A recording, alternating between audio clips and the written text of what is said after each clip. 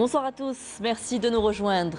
L'Algérie prend un nouveau cap dans sa diplomatie et tend à être plus influente. Dans son dernier discours sur la diplomatie lors de la conférence des chefs des missions diplomatiques et consulaires, le chef de l'État a donné de nouvelles orientations au corps diplomatique. Une diplomatie redéployée, plus présente, plus dynamique, renforcée et dont le seul objectif est de défendre les intérêts suprêmes de la nation.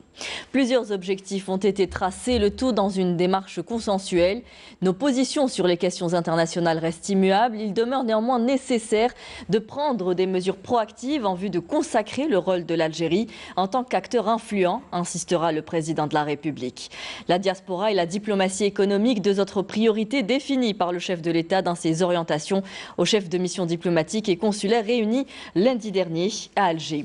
Décryptage ce soir du discours du président de la République avec nos invités. Nous accueillons sur ce plateau Monsieur Brahim Tahroubt, bonsoir. Bonsoir. Vous êtes directeur délégué du quotidien L'Expression. Merci d'être sur ce plateau. Merci à vous.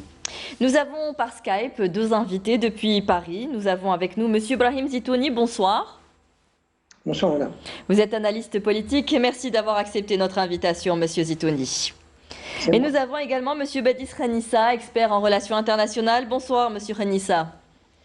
Bonsoir Massal, bonsoir et merci pour l'invitation. Merci à vous. Alors on va d'abord revenir sur la forme de cette conférence avec vous, Monsieur Zitouni. C'est pour la première fois que tous les ambassadeurs algériens en fonction ou qui prendront leurs fonctions se réunissent avec les cadres du ministère des Affaires étrangères, mais aussi avec le président de la République, en présence du Premier ministre et d'autres ministres.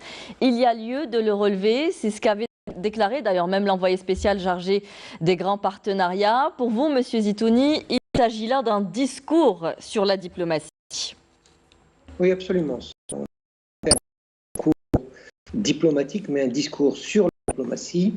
Il s'agit de redéfinir le cadre théorique général de la diplomatie. Et je crois qu'il y a, avant de parler du fond, une forme à lever. Cette redéfinition se veut être consensuelle, elle veut se faire avec l'ensemble de l'appareil diplomatique et en réalité, on voit qu'il y a une démarche qui est très caractéristique du président Seydi Abdelmajid Tebboune et qui est en fait très ancrée dans l'histoire du mouvement national. Rappelez-vous à chaque fois qu'un dirigeant historique a voulu s'éloigner du consensus national, il s'est vu écarté. C'est le cas, par exemple, de Messal El-Hajj. Ça a été le cas, malheureusement, de l'assassinat de Abbar Ramvan.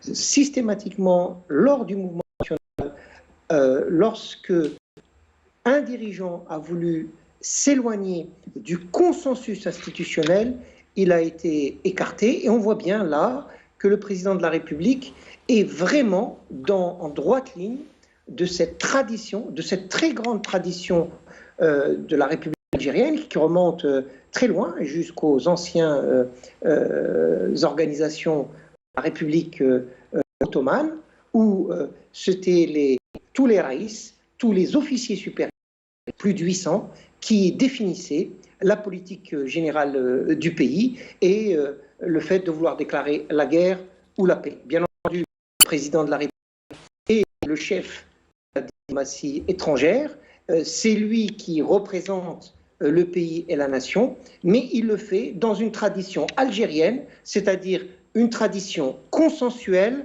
qui vise à construire un consensus institutionnel fort. Et je crois que cette démarche-là est la caractéristique de l'exercice que nous avons vu se développer au Centre international des conférences. Alors, il le disait à l'entame, l'ordre mondial a connu tout récemment des bouleversements inédits engendrés par une série de facteurs et de phénomènes, une situation qui requiert une opération d'adaptation continue des missions de la diplomatie algérienne et de ses domaines de déploiement. C'est de cela dont il s'agit aujourd'hui, de s'adapter au contexte actuel et de se redéployer en force pour devenir justement un acteur plus influent, Monsieur Tahroubt. En effet, c'est l'objectif recherché, mais d'abord, il faut relever qu'il y a en effet une volonté politique pour le faire, parce qu'il faut se dire les choses, que sans volonté politique, on ne peut pas aboutir à quelque chose. Et puis, c'est une première depuis l'indépendance.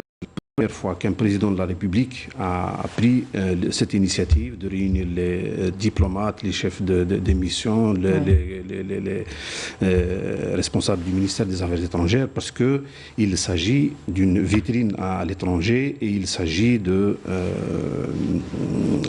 d'épouser un peu la vague de ce qui se fait au plan international. C'est un début. Maintenant, il faut consolider ce travail parce que vous savez que ce n'est pas uniquement une simple conférence, mais je dirais que c'est un chantier, même un très grand chantier. J'ajouterais que c'est l'un des plus grands, sinon le plus grand chantier de l'Algérie nouvelle. Et donc, il faut mettre les moyens. La volonté politique existe. Maintenant, il faut y aller de l'avant. Monsieur Khenissa, se redéployer à l'international, redevenir un acteur influent, qu'est-ce qui se dégage aujourd'hui de ce discours que vous avez pu suivre et vous-même qui faites un peu partie de cette diaspora algérienne? Écoutez, de mon point de vue, je trouve que cela est dans le continuum quelque part d'abord le programme du président de la République, les 54 points évoqués, notamment sur la diplomatie, mais également sur un peu la mutation, je dirais, des chantiers ouverts depuis quelques temps, depuis en tout cas l'élection du président Abdelmajid Tebboune, en matière de diplomatie active, de diplomatie qui, je dirais, est en phase, qui accompagne le développement et l'évolution de la diplomatie mondiale. Mais si vous me le permettez d'abord, j'aimerais définir quelque part aujourd'hui la politique étrangère de l'Algérie, qui, pour ma part, s'articule autour de deux points majeurs, ou je dirais même deux objectifs majeurs, qui sont d'abord, en tout cas pour l'Algérie, de l'Algérie nouvelle d'aujourd'hui, le premier est celui de s'assurer de la sécurité de nos frontières, la sécurité de notre pays, de sa cohésion nationale, de consolider le front intérieur. Le deuxième point, bien évidemment, c'est celui d'établir ou de construire des relations avec des pays sur une base, je dirais, de gagnant-gagnant, mais surtout de réciprocité d'intérêts. Ce qui pousse à l'Algérie aujourd'hui, qui ambitionne à juste titre de jouer un rôle plus actif, d'acteur clé dans l'équation, je dirais, mondiale. Peut-être au risque de me répéter depuis quelques semaines sur les plateaux, pour ne pas dire quelques mois pour la petite histoire, aujourd'hui, il faut rappeler que il y a une émergence, je dirais, de l'ordre mondial, d'un nouvel ordre mondial qui exige de certains pays, comme l'Algérie le fait aujourd'hui, encore une fois à juste titre, de se positionner ou même se repositionner dans l'échiquier, je dirais même dans l'équation des équilibres des États. Ce qui explique pourquoi aujourd'hui l'Algérie, à travers ce travail de fond, qui, je rejoins le collègue, est un grand chantier qui nécessite, je dirais, une politique non seulement de volonté, mais surtout une politique incrémentale dans laquelle on va établir des jalons sur du moyen, sur du long terme, dans lequel se dessine, se profile bien évidemment une politique de résultat, comme l'a rappelé le président de la République dans son discours. Alors vous parlez d'un des plus grands chantiers et aussi de cette politique de vouloir sauvegarder les intérêts suprêmes de notre nation, et commencer par sa sécurité. Ça a été relevé également. Les défis en Afrique prennent une autre dimension plus grave au regard des crises multidimensionnelles que connaît cette région et des foyers de tension dans de nombreux pays voisins, comme on le sait. L'Algérie doit prendre des mesures proactives aujourd'hui pour se replacer sur la scène internationale. Le chef de l'État a même parlé du prochain mandat de l'Algérie en qualité de membre au Conseil de sécurité onusien pour la période 2024-2025. Les lignes sont tracées, c'est plus clair. Il y a des directives plus claires aujourd'hui qui ont été données au corps diplomatique algérien. Bien évidemment, il y a des directives, c'est certain. Mais si vous permettez, Sibrahim, parce que apparemment, Sibrahim a évoqué l'histoire. Il a beaucoup parlé sur l'histoire. Apparemment, les Brahim sont portés sur l'histoire, apparemment. Si vous permettez, je vais faire un petit rappel historique avec une perlée d'une petite anecdote.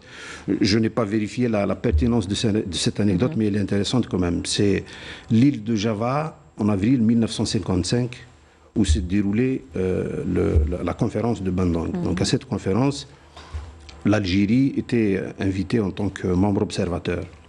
Et deux géants, ils sont décédés aujourd'hui, Mohamed Yazid et Hussein Ahmed, ont participé à cette conférence. Et donc, deux jeunes, Ahmed à l'époque, je pense qu'il devait avoir 29 ans, maximum 30 ans, qui participaient avec des délégations fortes de l'époque. Et qu'est-ce qu'ils allaient dire, qu'est-ce qu'ils allaient faire pour parler de l'Algérie, faire entendre la voix de l'Algérie à l'international et faire comprendre à ces délégations qu'il y a une nation qui luttait contre l'ordre colonial, contre l'empire colonial français. Et donc les deux diplomates algériens, je ne sais pas comment ils ont fait, mais en tout cas, ils se sont rapprochés de la dame qui annonçait l'entrée et la sortie des délégations dans la salle. Et à l'entracte, elle répétait, ils lui ont fait dire ça, ils l'ont convaincu pour répéter que la délégation algérienne est priée de rejoindre la salle. Et ça se répétait en boucle. Et puis à la salle, on attendait une délégation algérienne. Et voilà que tout le monde à la conférence parlait de l'Algérie. Ah bon, il y a une Algérie qui combat, qui lutte.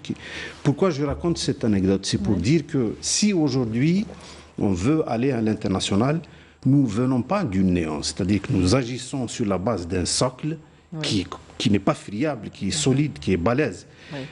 Mais alors, qu'est-ce qui s'est passé depuis? On ne sait la diplomatie plus, des années 60 en Algérie est connue. Oui, mais aujourd'hui, il nous est arrivé un peu comme ce chasseur qui ne sait plus quoi faire de la peau de l'ours qu'il venait d'abattre. Nous ne savons plus vendre les dattes les plus succulentes au monde de Guillet Nord. On ne sait plus placer les oranges d'Algérie qui était très connu. On ne sait plus vendre la figue de Barbacha qui a gagné la Palme d'Or en 1963. Donc nous parlons aujourd'hui de diplomatie économique. Comme je l'ai dit, c'est un très grand chantier de l'Algérie nouvelle. Et je pense que c'est un chantier qui nécessite une synergie, qui nécessite une cohésion, qui nécessite un très très grand travail, puisque ce chantier, attention, ce n'est pas une opération de séduction commerciale, de séduction à l'international. C'est un chantier qui déborde très largement le département de M. Ramtalla Mamra. Il implique le ministère du Commerce, le ministère de l'Agriculture, le ministère des Transports, des Finances, et j'en passe. Donc ils devront porter la relance économique du pays. Je vais rester un peu sur votre anecdote, ce que vous avez dit avec vous, M. Zitouni. On a un peu renoncé ces dernières années à notre déploiement à l'international diplomatique.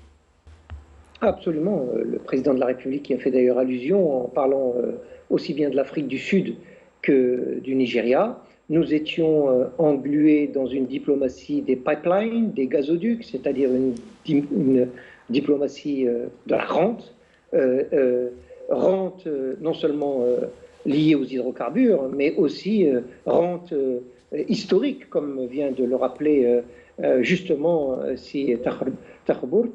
Donc non, effectivement, nous sommes là dans autre chose, et cette autre chose, c'est une nouvelle économie entière qui est en train de se mettre en place, avec le déploiement des gisements importants d'Orage Billet et la rénovation et le déploiement des gisements de phosphate de Jebel Onkh. Nous allons vers donc des relations internationales basées sur une rente minière beaucoup plus élargie, et ça nécessite forcément un accompagnement, une diplomatie bien plus élargie. Maintenant, pour revenir à la question précédente que vous posiez, quant au défi de la nouvelle diplomatie, laissez-moi vous dire que le président de la République parle de défis et de problématiques posées par une guerre nouvelle, qui est une guerre de 4e génération, c'est-à-dire une guerre totale. Ce mot de 4e génération est dû à un théoricien américain, M. Lind, qui en 1989 avait introduit cette notion dans une gazette des Marines Corps américains pour expliquer que la guerre changeait de nature. Et parce que la guerre devient totale, c'est-à-dire qu'elle s'appuie sur non seulement des rapports de force, mais aussi sur une analyse anthropologique, culturelle, sociale de l'adversaire pour essayer de le faire aussi bien exploser de l'extérieur qu'imploser de l'intérieur. Et parce que nous sommes en face d'un monde des rapports de force qui fonctionnent sur des guerres de 4e génération, il nous faut retrouver la diplomatie d'antan qui était, avant l'heure, une diplomatie de 4e génération, puisque nos combattants, aussi bien de l'intérieur que de l'extérieur, menaient un combat réel au sens propre dans les capitales internationales en utilisant l'ensemble l'ensemble des dispositifs qui pouvaient être les leurs afin de lever haut le drapeau de la nation algérienne. Et aujourd'hui, la nouvelle génération qui vient doit se saisir de l'ensemble des possibilités qui sont les leurs pour faire avancer les influences diplomatiques algériennes, assurant sa sécurité, son respect au sein des nations et enfin promouvoir la coopération internationale de manière pacifique.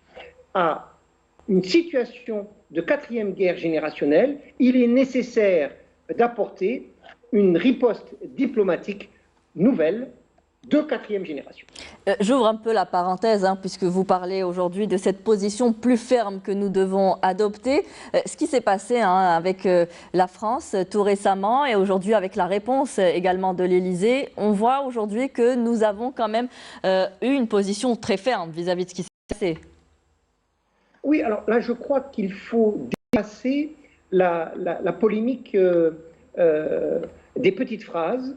Et en réalité, ce qu'il faut bien comprendre, c'est que l'Algérie aujourd'hui est engagée dans une restructuration économique, sociale, culturelle profonde.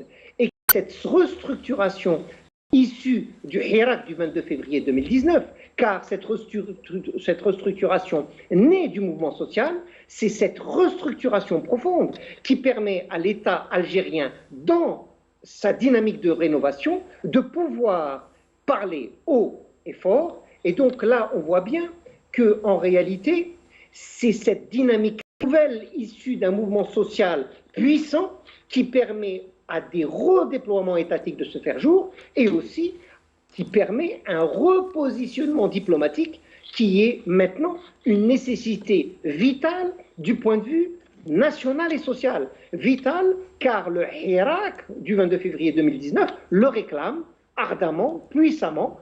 N'oubliez pas que c'était des dizaines de millions d'Algériens qui étaient dans la rue et c'est ce type de changement qu'il est demandé à notre État de réaliser. Il le fait à son rythme et avec ses moyens, mais l'essentiel est qu'il le fait.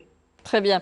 Monsieur Arnissa, on va revenir un peu sur ce qu'a dit Monsieur Zitouni pour le paraphraser. Il parle de cette diplomatie de la rente. Il faut sortir de cette diplomatie de la rente et élargir la nature de notre diplomatie, une diplomatie plus dynamique.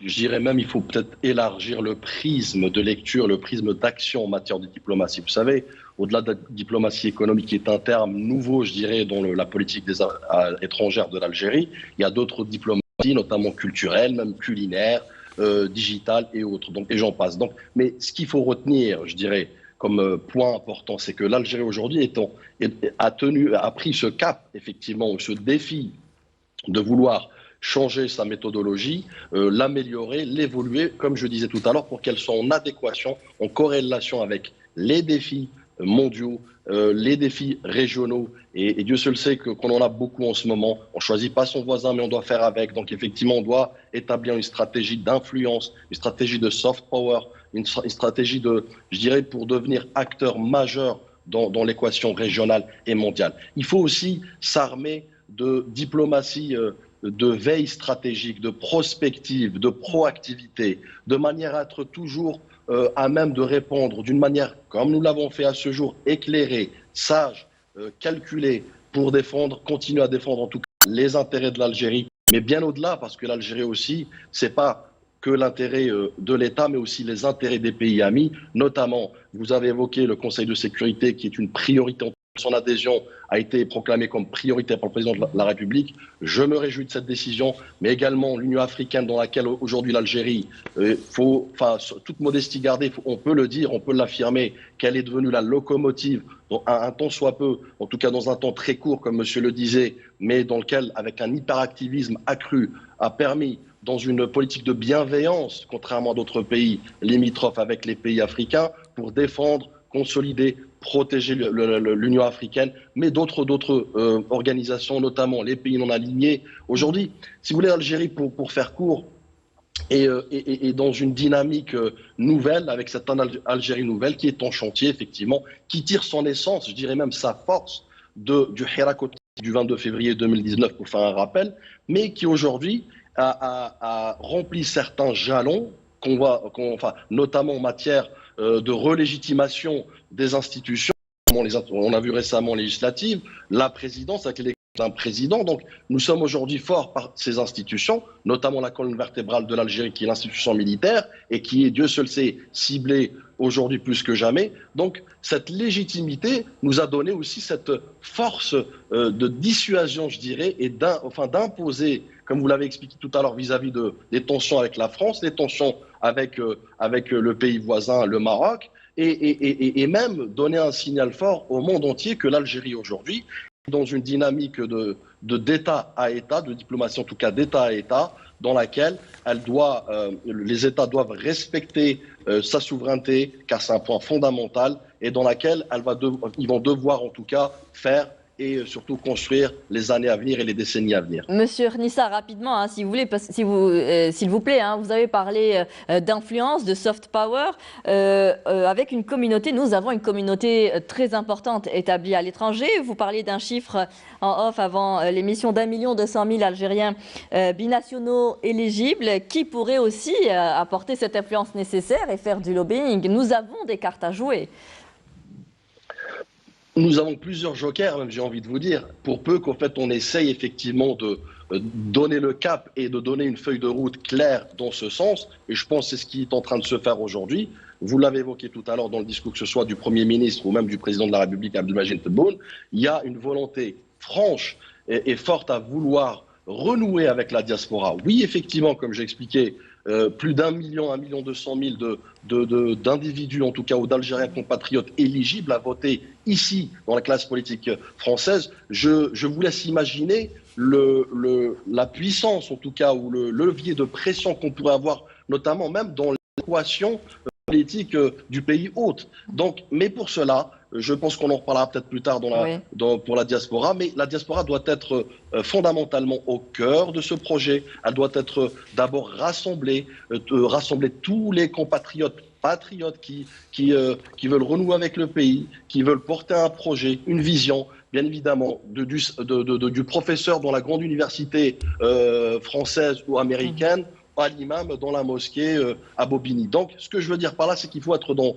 cette inclusion ou inclusivité de manière à donner à chacun sa place, à chacun, on va dire, son rôle prépondérant, car les compatriotes n'attendent qu'un signal, c'est celui, bien évidemment, de porter leur pierre à l'édifice. On a besoin également comme préalable, et je pense que le Premier ministre l'a évoqué hier ou avant-hier, il y a un travail, un chantier on va dire, de rétablissement de confiance entre la diaspora et les institutions passées, bien sûr. Donc il y a un travail, il y a une volonté, il y a des indicateurs en tout cas fiables qui démontrent. Merci Monsieur Nissa. Donc aujourd'hui, élargir l'influence à l'étranger, hein, c'est un des principaux objectifs. Nous devons nous repositionner sur la scène internationale pour aussi faire valoir nos principes. Le chef de l'État a parlé de l'Union africaine, du sommet de la Ligue arabe qui doit aussi se tenir en mars à Alger. C'est là que nous devons aussi influencer. Tout à fait. Si vous permettez juste un petit retour en arrière, oui.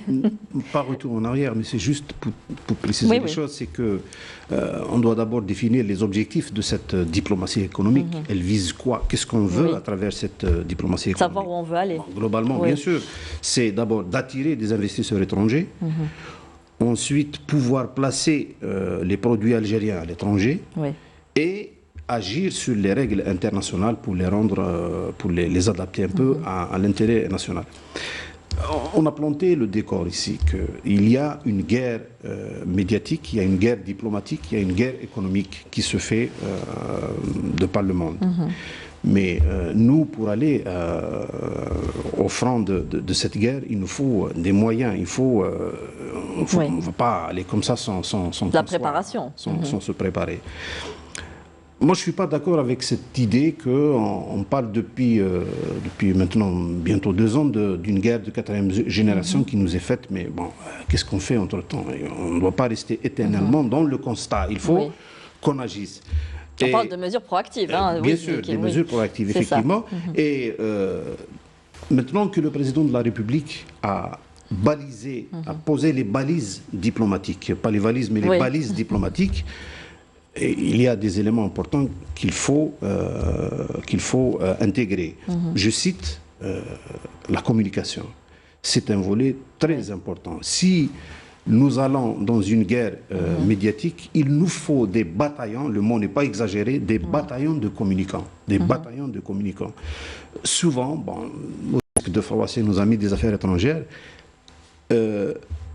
c'est un milieu qui n'admet pas souvent que des gens de l'extérieur viennent. Il faut qu'ils s'ouvrent aussi à l'agriculture, qu'ils s'ouvrent au commerce, qu'ils s'ouvrent à d'autres apports pour mener cette guerre. Deuxième élément important à mon sens, d'accord, on va assigner à nos ambassadeurs, aux affaires consulaires, cette tâche.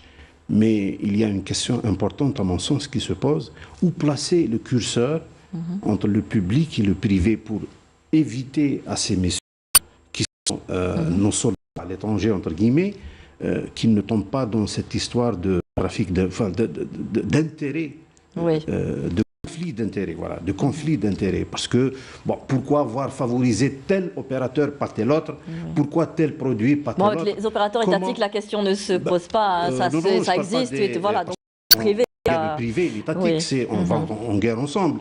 Et donc, comment rassurer nos ambassadeurs? Comment les rassurer pour qu'ils agissent à l'aise? Vous savez, on a vu des walis... Il faut que le terrain soit propice également, ici. Pardon? Il faudrait que le terrain soit propice, il faut créer un écosystème favorable. Propice pour ça. Donc, il faut les rassurer pour que ensuite, après toutes les recommandations qu'ils ont reçues, on peut leur demander, vous savez, des comptes et, comment dire, évaluer leur travail à l'international de ce qu'ils ont fait. Donc je pense qu'il faut aussi les rassurer, il faut trouver un écosystème pour qu'on ne retombe pas dans cette histoire de conflit d'intérêts. C'est tout un travail, comme vous l'avez dit, tout un chantier à faire. Pour revenir un peu sur ces défis régionaux et continentaux avec vous, Monsieur Zitouni, on parlait avec vous sur l'Union africaine, le chef de l'État en a parlé, sur le sommet de la Ligue arabe qui doit se tenir à Alger. C'est à ce moment-là qu'il faut agir, il faut commencer à agir maintenant. Pour l'Union africaine, on le sait, pour les influences, notamment de l'entité sioniste, pour le sommet de la Ligue arabe, également réformer un petit peu le fonctionnement de la Ligue arabe. Il faut commencer à travailler, c'est impératif. Oui, alors absolument. Ce qui est remarquable dans le discours du président de la République, c'est que contrairement à beaucoup d'autres nations, les objectifs sont clairement affichés. Elles sont dites à l'avance. Il s'agit d'un soutien indéfectible à la question palestinienne d'une part, et d'autre part, il s'agit de promouvoir la décolonisation totale du Sahara occidental. Voilà les deux parts et objectifs de moyen terme et de long terme de la diplomatie algérienne, c'est-à-dire une diplomatie au service des causes justes. Et parmi les causes justes, c'est la défense des intérêts africains et pour bien défendre les intérêts africains, il faut resserrer l'unité des rangs des Africains contre tous les dangers qui les guettent. Et le premier des dangers, c'est effectivement l'influence de l'entité sioniste qui a été introduite par le cheval de Troie de l'Union africaine, c'est-à-dire le Maroc, qui cherche à tout simplement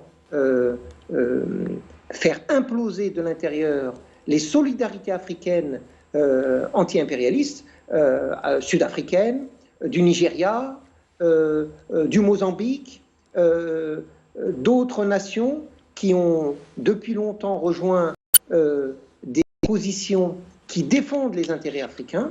Et on voit aujourd'hui le Merzen rentrer dans l'Union africaine au service de deux autres puissances, la France d'une part, et d'autre part l'entité sioniste. Et là, l'ordre du jour est très clair de la part du président de la République. Il demande à ses diplomates d'y faire face et de veiller à atteindre ses objectifs de défense des intérêts de l'Afrique. Bien entendu, ces intérêts de défense de l'Afrique rejoignent parfaitement nos propres intérêts nationaux, car ce sont deux adversaires déterminés de l'Algérie qui essayent de l'affaiblir sur le plan international, affaiblir son influence, et il est bien évident qu'en faisant subir une défaite à ces deux puissances dans l'Union africaine, eh bien, nous nous renforcerons de facto dans notre région naturelle qui est le Maghreb arabe. Ça, c'est pour l'Afrique. Pour le monde arabe, il s'agit là d'un chantier beaucoup plus complexe, en réalité, parce qu'il y a deux actions à mener.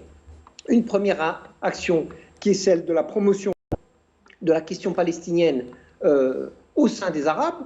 Aujourd'hui, y compris l'initiative arabe de 2002 qui avait été prise au Liban par le précédent roi saoudien est remise en cause. Il s'agit de la remettre au centre des initiatives stratégiques, d'une part, et d'autre part, il s'agit, pour y arriver, de refonder les règles de fonctionnement de la Ligue arabe sur des règles démocratiques, consensuelles, pour éviter les crises à répétition et tenter de dégager, autant que faire se peut, une position commune arabe face aux dangers qui guettent le bloc du monde arabo-musulman. Voilà les grands axes qui ont été déterminés très clairement par le président de la République, et il pourra compter là-dessus, sur la Tunisie, qui est maintenant en phase avec les positions algériennes, et si tout se passe bien, sur la Libye, qui est vraiment l'axe sur lequel il nous faut travailler en priorité.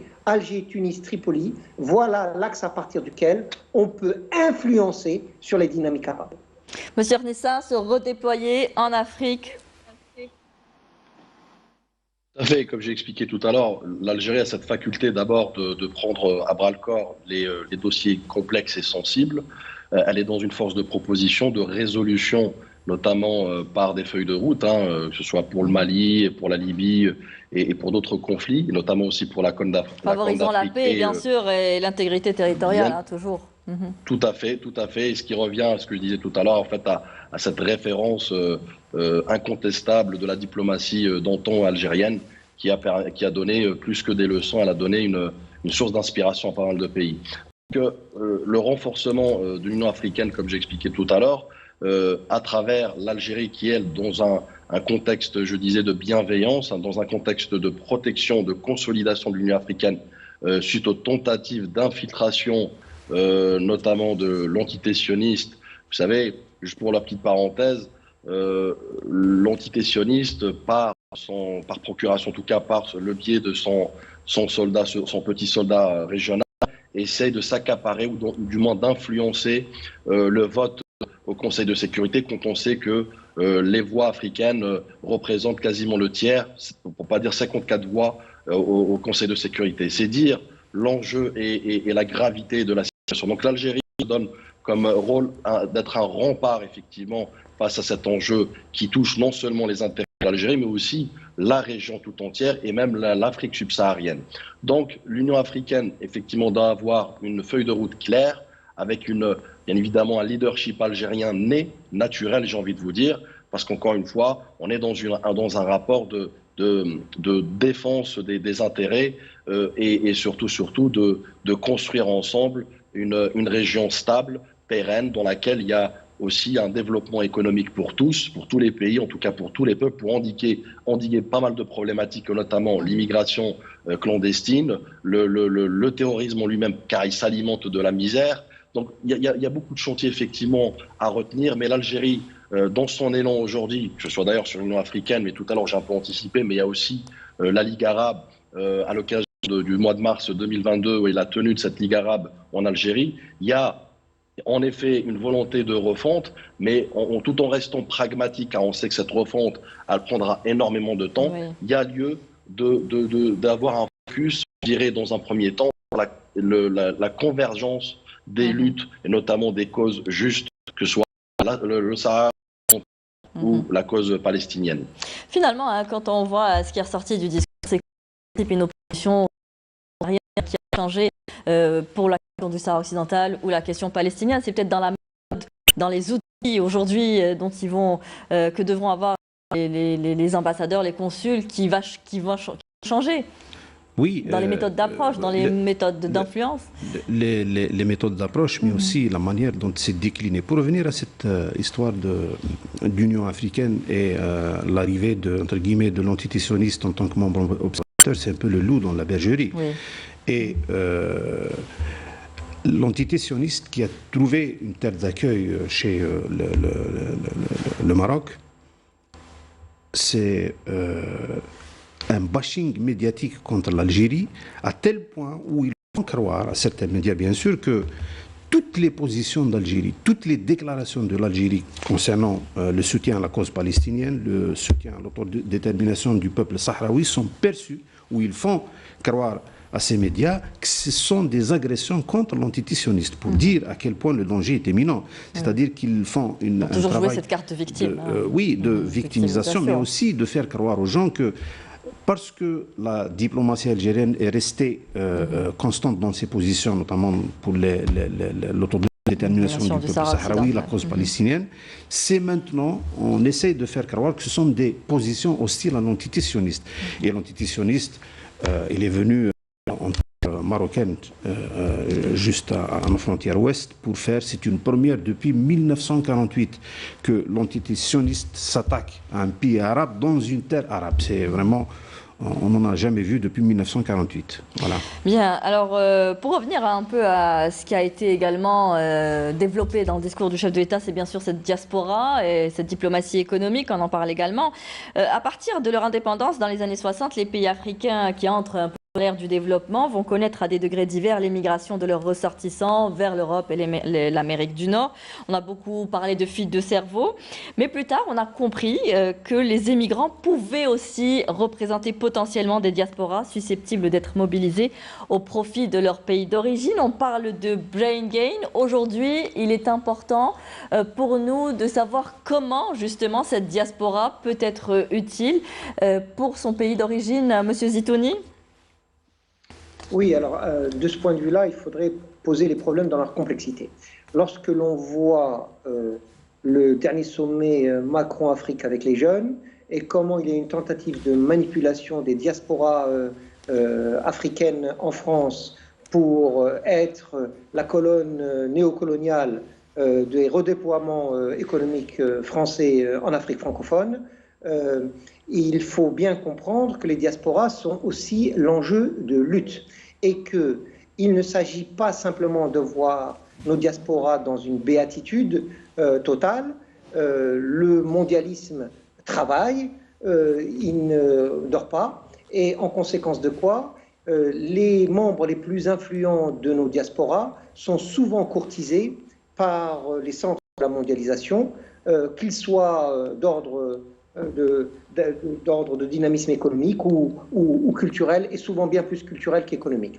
Donc, en réalité, face à ces enjeux abordés dans leur complexité, il faut nous-mêmes être dans des dynamiques économiques, culturelles et sociales puissantes pour devenir un phare qui attire notre diaspora. Parce que sinon, on est en train de leur demander de porter un fardeau qu'ils sont incapables de porter. Je vais vous donner juste un petit exemple. Le Parti communiste français en France, c'est quand même plusieurs millions d'électeurs, et regardez leur influence sur la politique française. Elle est quasiment nulle.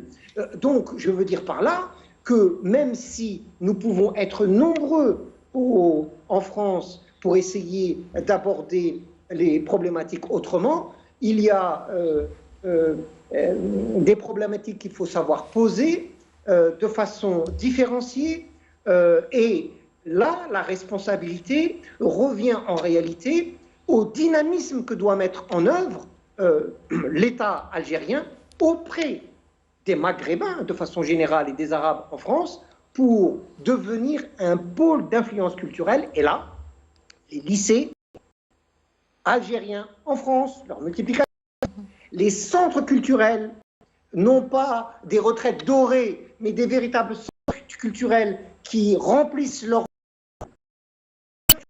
rôle auprès de Torah, doivent prendre leur rôle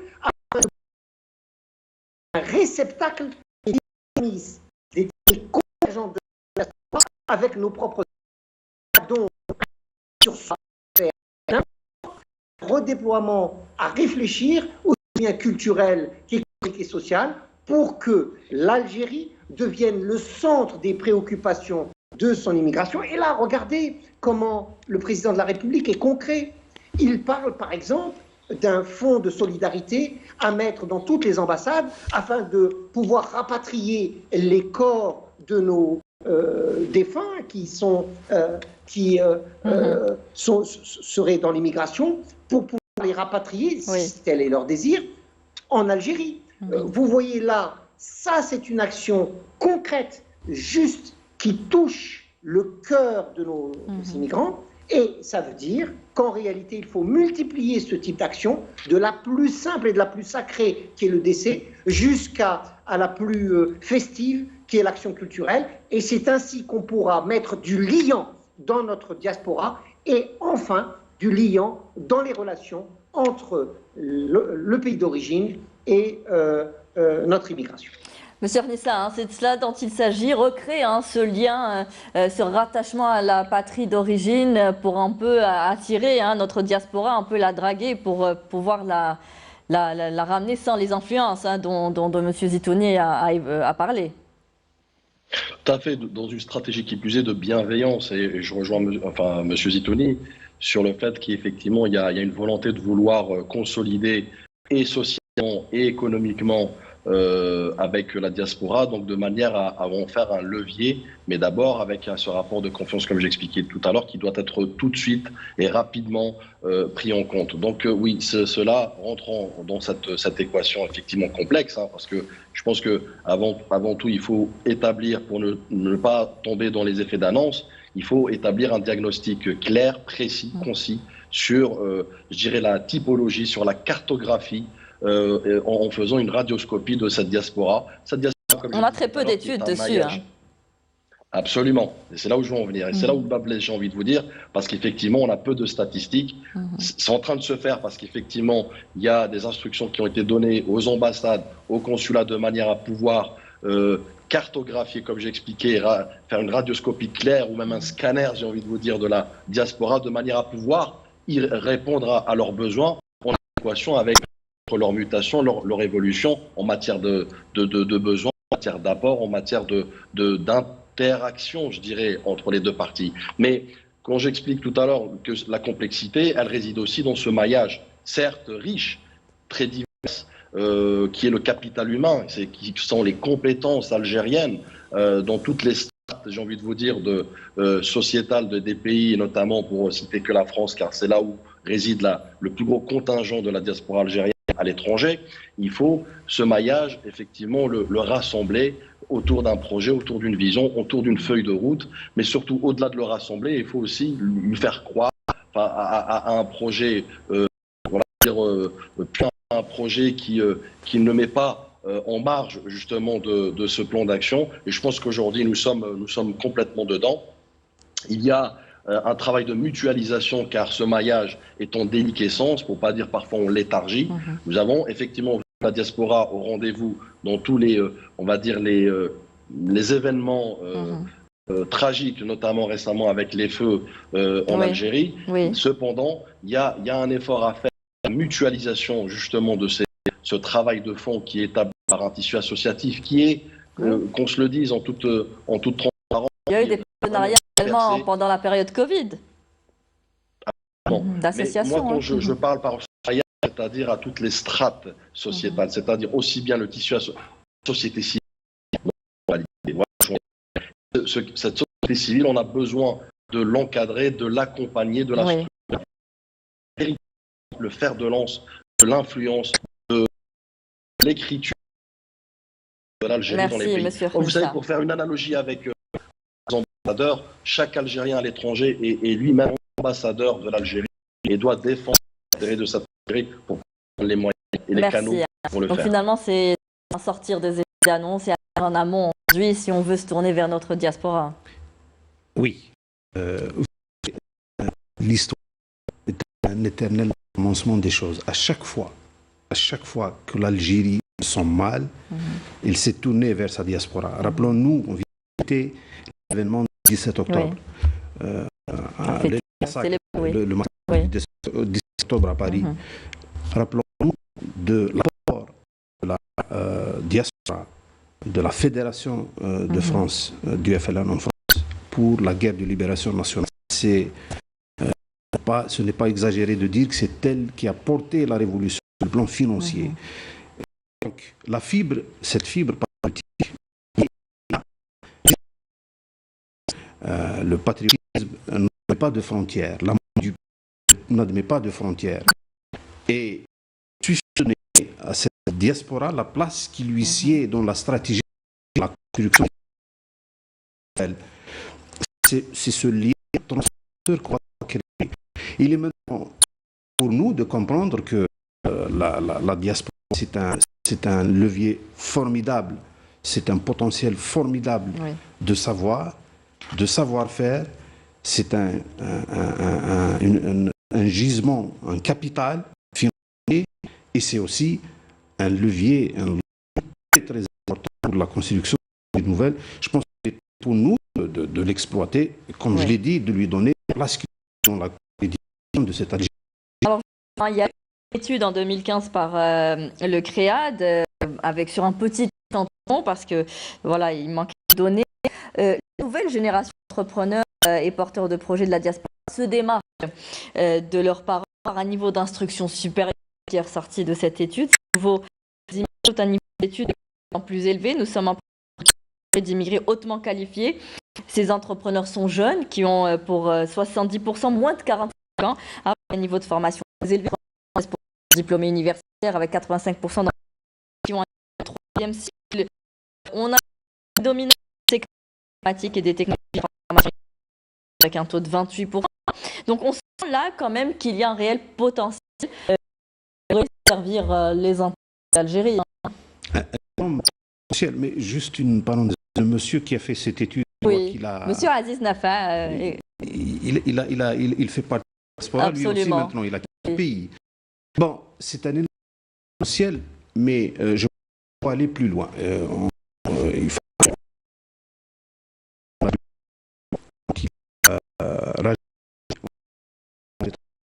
la communauté nationale pas la diaspora, parce que c'est un luxe énorme que de se passer de ce génie qu'on le laisse de côté sans l'exploiter. Je pense qu'il faut aller et pourquoi pas l'impliquer carrément. Vous voyez l'équipe nationale qui fait le bonheur des Algériens, c'est à 90% fait partie de la diaspora, mais parce que on les a laissés travailler. Voilà le résultat. Et là, c'est le bonheur de tous les Algériens. Alors, Monsieur Zitouni, finalement, on a quand même des entrepreneurs jeunes et hautement qualifiés dans des spécialités très recherchées, versées dans les nouvelles technologies. Il serait essentiel de se tourner vers cette qui est la diaspora, en basant bien sûr le terrain que vous avez annoncé auparavant. Absolument, mais je crois que le problème essentiellement n'est pas dans la diaspora, le problème est essentiellement dans la qualité des réformes en Algérie. À partir du moment où les réformes structurelles sur le plan économique, administratif sont là, eh bien il y aura un effet d'appel pour l'ensemble des IDE, c'est-à-dire des investissements directs étrangers. Et parmi ces IDE, il faudra, et c'est là, il faudra avoir une attention particulière, essayer d'attirer les élites technologiques, politiques, culturelles, algériennes, voire maghrébines, qui sont installées en France pour les inviter à investir en Algérie, et peut-être que dans le cadre de la restructuration, de la réflexion sur un code d'investissement nouveau, sur des réformes nouvelles dont je sais qu'il y a une réflexion au niveau du Premier ministère, peut-être donner un avantage supplémentaire aux élites maghrébines afin qu'elles puissent venir en majorité investir leur savoir-faire en Algérie. Ça ne dépend pas uniquement de la bonne volonté avérée de à l'étranger, ces élites maghrébines à l'étranger, ça dépend aussi beaucoup de la qualité des réformes en interne, et si nous serons les réaliser de façon puissante et pour ça, ça demande de l'argent. Nous sommes financières. L'ensemble des restructurations demandent de l'argent. Il faut donc savoir prioriser, savoir qu'est-ce qui est le plus important du moins important. Les IDE sont fondamentaux pour le développement de la croissance économique algérienne. Et dans ce cadre-là, dans le cadre aux IDE qui risquent de venir dans les mois à venir, il faudrait peut-être penser à des IDE spécifiques aux élites maghrébines afin qu'elles viennent investir en Algérie. Très bien, on arrive un peu au terme de l'émission. Je vais terminer avec vous, Monsieur Nissa. Toujours selon l'étude que j'ai citée juste auparavant, plus de 68% je parle de la diaspora qui est venue investir ici, son entreprise ou leurs entreprises avec des fonds propres. Déjà, ce qui compte faire de fonds vers l'Algérie, des secteurs d'activité à forte valeur ajoutée, notamment dans les nouvelles technologies, et plus de 40% des entreprises exportent leurs produits et services, ce qui contribue également à la diversification des exportations algériennes. Donc finalement, la diaspora pourrait générer du transfert de compétences et de la création d'activités. Absolument. Et cela sera, je dirais, possible, comme je rejoins le monsieur Zitouni, à travers une stratégie claire, comme j'ai expliqué tout à l'heure. Créer un climat propice à l'investissement. Un contexte favorable, effectivement, car cette diaspora, avec son love money, où elle peut lever des fonds à plusieurs milliards d'euros en matière d'investissement. Moi, je connais ici des investisseurs algériens qui sont prêts à rapidement utiliser des fonds pour exporter des produits made in Algérie. Mais pour cela, on a besoin, comme le contexte, encore une fois, il y a une investissement faite, je veux dire, dans une concertation avec cette diaspora, de manière à répondre d'une manière claire à leur, mais surtout à leurs problématiques. N'oublions pas que nous passons d'un investissement très fluide à un environnement démocratique. Oui. Et je pense que là, il y a un chantier à faire, notamment la digitalisation, aussi on parle des guichets vraisemblablement, mais des guichets aussi représentatifs, centralisés, mais surtout toutes les de créer ce modèle fiable. Il faut qu'il y ait une implication de tous les ministères, notamment le ministère du Commerce, le ministère du Tourisme, le ministère des Finances, pour en citer que, de manière à tout de suite et rapidement permettre cette levée de fonds qui n'attend que justement qu'on lui donne un signal et qu'on lui favorise l'accès à l'économie algérienne. Merci. Finalement, des politiques fiscales et monétaires incitatives, débureaucratiser tout cela, numériser, jouer dans la transparence, c'est essentiel si on veut aujourd'hui attirer des investisseurs étrangers et de notre diaspora. Des investisseurs étrangers. Et pour la diaspora, c'est un peu nos ambassadeurs à titre individuel et collectif. C'est nos ambassadeurs et nos défenseurs à l'étranger. Donc il faut tout un environnement, un écosystème, une mutation politique à faire au niveau de l'administration aussi. Merci messieurs d'avoir participé à cette émission. Monsieur Brahim Zitouni, je rappelle que vous étiez avec nous en direct depuis Paris. Monsieur Brahim Tahroubt, merci d'avoir été avec nous sur ce plateau. Et Monsieur Badis Khanissa depuis Paris également. Merci à vous messieurs d'avoir participé à cette émission. Merci à vous tous de nous avoir prêté attention. Je vous souhaite une très bonne fin de soirée sur Canal Algérie. Je vous dis à lundi prochain.